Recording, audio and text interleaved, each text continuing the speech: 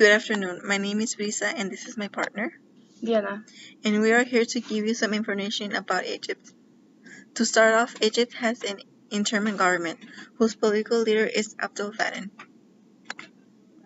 Egypt remains stuck in a protected political transition after the resignation of the long-serving leader.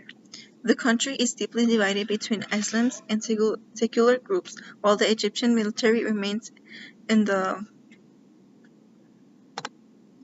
country's chief political broken decision maker. Egypt's economic system centralized planned economy focused in poor substitution under President Gama. Egypt's resources consist of petroleum, natural gas, gold, and iron. The Nile River is the only water source for most of Egypt. These past days in Egypt has been very windy. The majority religion is Islam. The 1971 Constitution declared Islam to be a state religion. The most well-known example of how religious beliefs affect lifestyles in ancient Egypt is the practice of mummification. Ancient Egyptians believed that the body and soul were separate entities, while freeing the soul for its journey to the afterworld. Such burial rituals were entirely limited to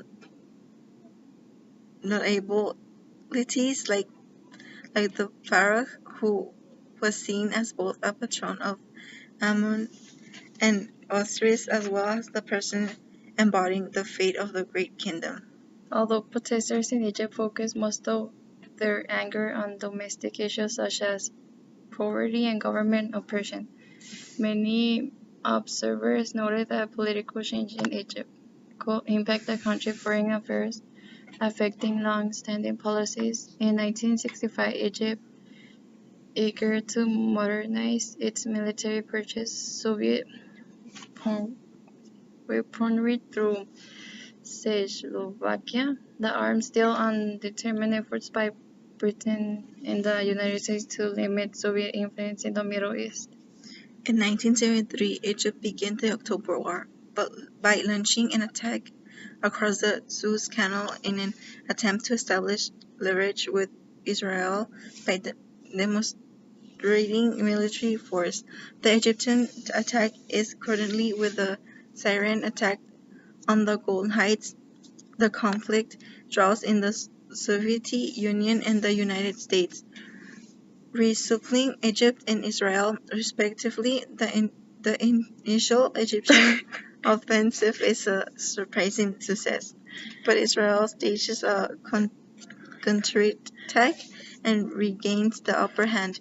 Fighting ends with a ceasefire broker with the United States and the Soviet Union. And this concludes our presentation.